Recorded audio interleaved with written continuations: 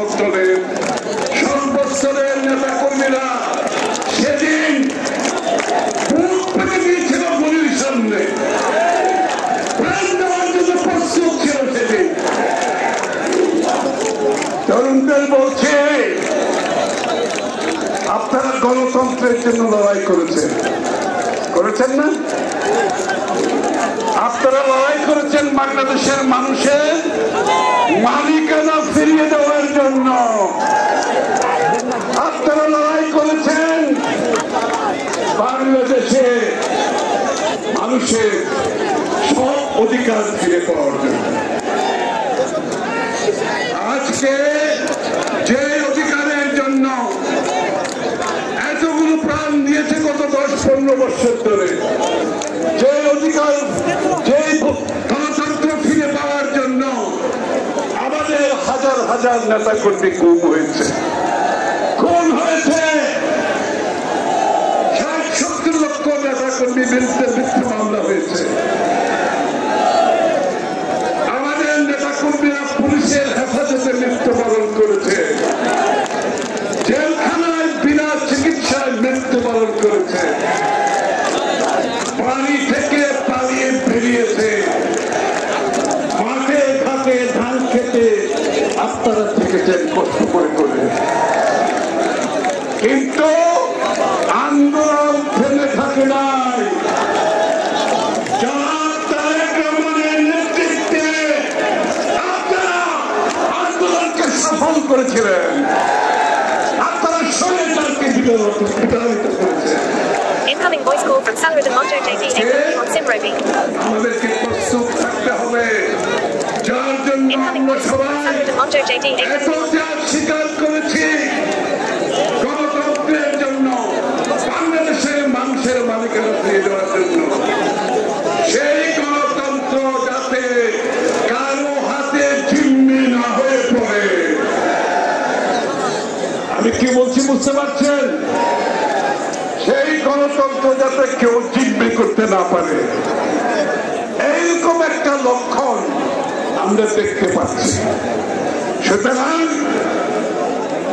বাংলাদেশের মানুষকে জিম্মি করে কারো স্বার্থ, কোন গোষ্ঠীর স্বার্থ আদায় করা সম্ভব হবে না।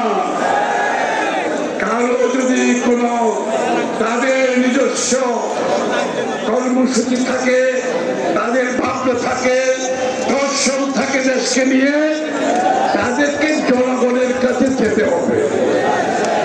জনগণকে বাইরে রেখে দেশকে জিম্মি করে কারো স্বার্থ আদায় করতে দেওয়া যাবে না। যাবে না।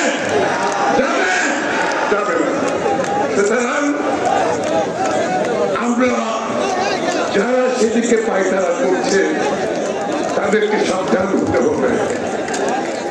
সেই দিন স্বৈরাচারকে বাংলাদেশের মানুষ বিদায় করেছে, যেই দিন সেই স্বৈরাচার যখন পালিয়ে গেছে, বাংলাদেশের মানুষের মনোজগতে যে পরিবর্তনের ঢেউ আসছে, সেটা আমাদের সকলকে ধারণ করতে হবে, সেটা আমাদেরকে বুঝতে হবে।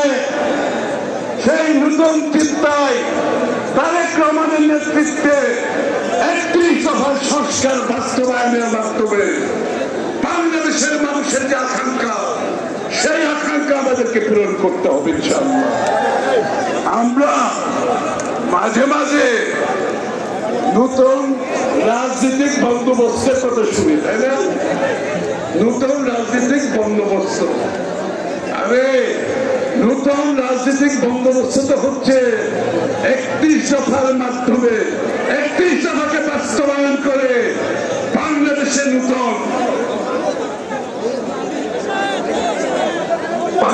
নতুন রাষ্ট্র ব্যবস্থা, আপনার রাজনৈতিক সংস্কারের মাধ্যমে বিএনপি প্রতিষ্ঠা করবে।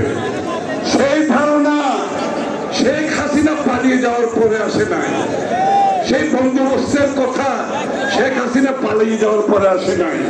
সেই বন্দোবস্তের কথা দেশনেত্রী বেগম খালেদা জিয়া 7 বছর আগে ভিশন 2030 মাধ্যমে জনগণের সামনে তুলে ধরেছে।